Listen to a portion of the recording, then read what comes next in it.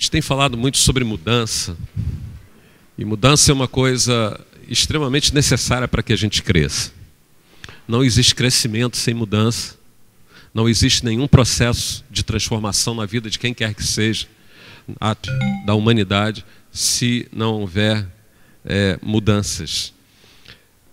Desde que a gente chegou aqui, a gente tem falado sobre discipulado, e discipulado é essencialmente produzir mudanças, logicamente para melhor na vida de pessoas. E eu quero introduzir a mensagem no texto que se encontra no Evangelho de Lucas, capítulo 2, verso 25.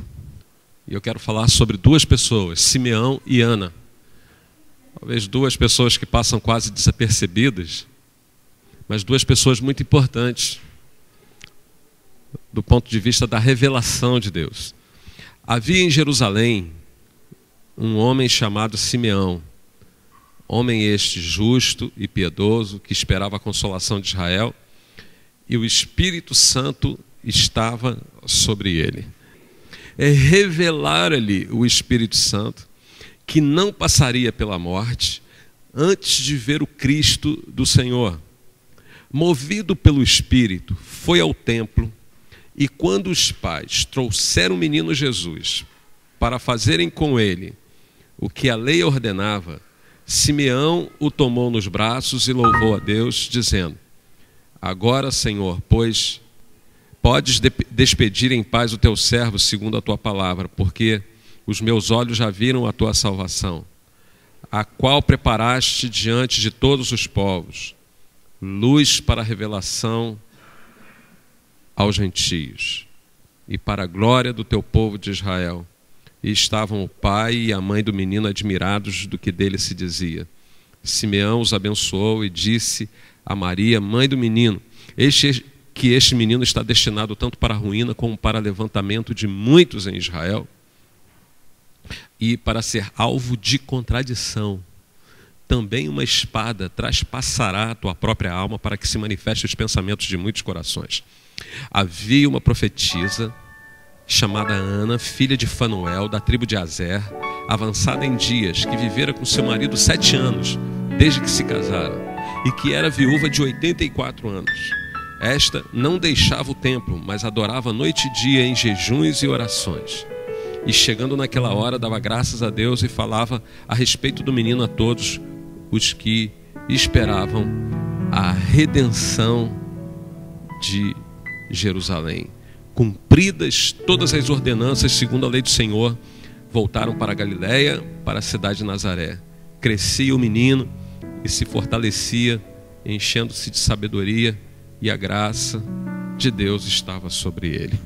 Que o Senhor nos abençoe, amém, irmãos?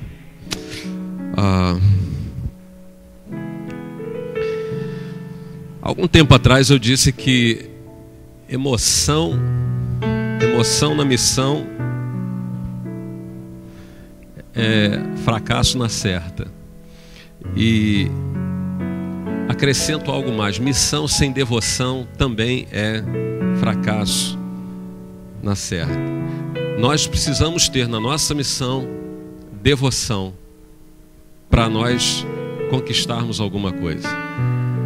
Eu tenho aprendido que na minha caminhada como crente, como seguidor de Jesus, como discípulo de Jesus, eu preciso ter devoção, eu preciso ter encorajamento. Ou seja, quando se fala sobre uma pessoa devota, se lembra logo de pessoas religiosas, né?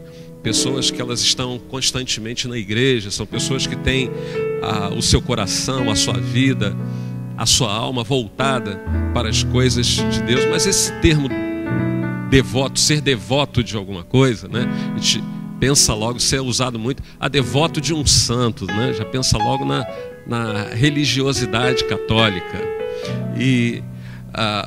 Mas ser devoto de alguma coisa é possuir devoção a algo. E nós precisamos ter devoção na missão. Por quê? Em primeiro lugar, qual é a nossa missão, né? Vocês acham que Deus está procurando uma multidão? Deus não procura uma multidão. Eu tenho falado muito isso aqui. Deus não procura multidões. Deus, nosso Deus, Ele está em busca de adoradores. E esses adoradores e adoradoras que são chaves para que essas multidões elas possam escutar a palavra de Deus. E essa palavra que é libertadora, essa palavra que muda a história da vida das pessoas. E eu creio que Deus está procurando pessoas para que possa ser usada por Ele. Assim como, às vezes a gente fala, a música ela tem um poder muito grande, né? A música ela tem o poder de transcender, tocar na alma, e ela é extremamente importante. É o único ministério que vai existir no céu. Amém? É o louvor, é a música, é a adoração. E isso é muito importante. Mas tem algumas situações onde, por exemplo, Deus diz assim: olha, eu estou cansado dos estrépitos dos vossos cânticos, né? Porque se tem uma religião que tem muito cântico, tem muita música, é a religião judaica. O tempo todo eles dançando, pulando. Toda celebração a Deus era voltada para uma situação de festa. As festas, né, muito diferentes das festas que nós fazemos hoje, que não tem nada a ver com a celebração a Deus, né? Muitas vezes completamente dissociada das coisas de Deus. As festas, na medida que elas foram estabelecidas para se lembrar de Israel, como um memorial, para que Israel não se esquecesse do Deus libertador, o Deus que protegeu eles na caminhada do Egito. Enfim, todas as festas que foram instituídas através da lei mosaica, através de Moisés, elas foram instituídas para trazer um memorial, para que o povo de Deus se lembrasse disso. E não era simplesmente a festa pela festa, mas a festa no sentido de trazer algo de Deus, né? Que essa festa ela pudesse trazer uma devoção maior, de que esses feitos fossem lembrados, mas muito mais do que lembrados, de que esses feitos, na medida que eles fossem lembrados, eles pudessem ser aplicados de tal forma que o povo não esquecesse. E por isso Deus precisava de pessoas que fossem usadas por Ele, para que não fosse simplesmente algo que ficasse na história, não fosse algo que simplesmente fosse algo contado, não fosse simplesmente um ritual, não se tornasse apenas algo, uma tradição, mas que fosse algo que fosse vivenciado pelo povo de uma forma extraordinária, sobrenatural. O Deus que faz milagres, o Deus que faz sinais e prodígios, esse Deus ainda está vivo, esse Deus ainda, Ele fala, esse Deus ainda age, esse Deus ainda é poderoso nesse momento. Então Deus precisava de pessoas que fossem usadas poderosamente por Ele. Amém? Então, amados, muitas vezes a gente, nessa missão que nós temos de prosseguir, né, em conhecer o Senhor, não somente conhecer a Deus, mas prosseguir em conhecer a Deus, encontramos as nossas lutas, encontramos as nossas dificuldades, temos as nossas guerras, né? E muitas pessoas acham que podem conseguir algum tipo de alívio na desistência, quando ela desiste de lutar. Eu estou cansado de lutar. Domingo eu falei aqui, né, preguei sobre Elias. Elias, ele faz um feito extraordinário, mas aquele cansaço espiritual o leva a achar que Deus vai desampará-lo na sua próxima luta, porque até então ele não tinha sofrido um revés. Ele aparece com toda a ousadia, com toda a unção diante de Acabe e diz: olha, vive o Senhor, você não continuará a estar fazendo o que você está fazendo no meio do povo, levando o povo a um caminho errado, levando o povo a ser um povo oprimido.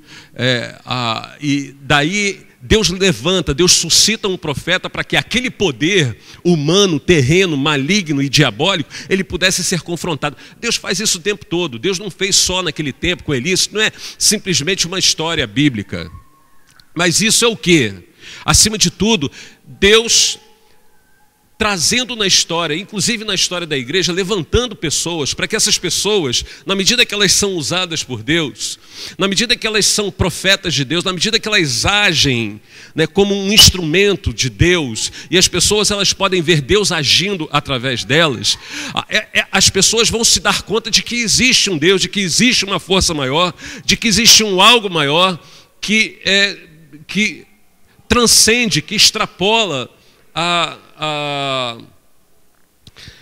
aquilo que nós vemos, né? E nós temos essa tendência de que é muito fácil nós nos distrairmos, é muito fácil nós, com as nossas lutas, as nossas dificuldades, as lutas que vocês têm na família de vocês, as lutas que vocês têm nos relacionamentos de vocês, as lutas que vocês têm com relação aos sonhos, às aspirações de vocês, aquilo que vocês desejam conquistar, aquilo que vocês desejam, enfim, o desejo de que vocês sejam plenamente satisfeitos na sua existência, com as suas aspirações, o desejo que nós temos de nós sermos consolados, de nós sermos felizes. E nessa luta, muitas vezes, tem muitos que ficam pelo caminho porque desistem, porque acham que vai encontrar um alívio na desistência. Amados, nós nunca encontraremos alívio em desistência alguma. Nós vamos encontrar mais peso, mais fardo, porque nós vamos enfrentar também uma outra situação, além das lutas e das guerras: o peso de termos desistido, de dizermos para nós mesmos que nós não somos capazes, que nós não fomos capazes, que nós não conseguimos. E aí vem a mentira diabólica do inimigo, onde ele vai encontrar uma atmosfera onde ele transita muito bem, onde ele sabe colocar isso e fazer com que esse jugo fique sobre as pessoas e as pessoas não consigam entender quem elas realmente são, e elas acabam desistindo da vida. Elas acabam ficando pelo meio do caminho, elas acabam se acomodando numa situação e achando que elas podem viver felizes, aonde elas nunca vão conseguir chegar às suas verdadeiras aspirações, às suas verdadeiras vocações. Deus nunca quis esse tipo de vida para nós. Deus nunca quis que nós vivêssemos a nossa vida pela metade. Deus nunca quis que nós vivêssemos uma vida infelizes. Muito pelo contrário, quando Jesus disse: eu vim para que tenham vida e a tenham em abundância. Isso fala de plenitude em todas as áreas. Isso não fala de abundância material. Isso fala sobretudo de abundância espiritual, de plenitude, de realização.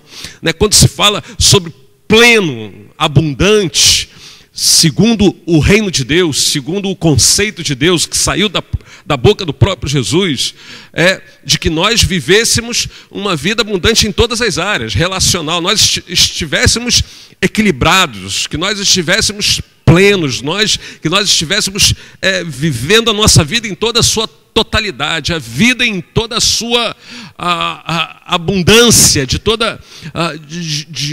daquilo que ela realmente é, né? E muitas vezes a vida, para algumas pessoas, ela é muito duro de se carregar. Às vezes a gente já aconselhei algum... Eu lembro de um casal, esse casal, depois de um tempo, há muito tempo atrás, né, numa determinada igreja que eu pastoreei, e a esposa chega para mim e diz assim: pastor, olha, eu sei que eu tenho que seguir Jesus, que Jesus ele é muito bom, e que eu nunca vou desistir de Jesus, e que mas eu sei que o meu casamento vai ser esse negócio mesmo, porque meu marido não tem jeito, mas ainda assim não dá para fazer tudo aquilo que eu acho que eu gostaria de fazer, mas eu vou levando assim, porque o meu marido é a minha cruz, né? Aí eu falei para ela: bom, então, nesse conceito aí, o teu marido não é a tua cruz, teu marido é o teu karma, né? Porque isso é uma doutrina espírita. Isso não tem nada a ver. Tome a sua cruz e siga. Não tem nada a ver com circunstâncias, não tem nada a ver com pessoas. Tem a ver com as próprias lutas e as guerras que nós temos. Porque não pense você que a sua luta é maior do que a do teu vizinho, do teu irmão. Todos nós temos achamos que a nossa luta é sempre maior do que a dos outros. É ou não é verdade? Nós, inclusive, temos até uma certa coisa maligna de achar que nós potencializamos as coisas malditas na nossa vida. A gente chama até a doença de minha doença. É ou não é verdade? Eu tenho a minha enxaqueca, né? É ou não é verdade? É ou não é? Nas mulheres eu falei assim: não, porque a dor que eu tenho, a minha dor, né? Eu falei assim: já toma posse logo da dor, né? Então nós temos algumas coisas estranhas, esquisitas, né? De que a gente nem se dá conta de que Deus quer o melhor para a nossa vida. E nessa caminhada, muitos não conseguem acordar e ver a dimensão do reino de Deus, não conseguem perceber plenamente o que Deus quer fazer na nossa vida. Eu afirmo para vocês categoricamente, baseado no que a palavra de Deus diz, baseado naquilo que Ele até tem feito na minha vida e na vida de muitas pessoas que a gente tem a oportunidade, o privilégio de conviver. Deus quer nos dar vida e vida em abundância.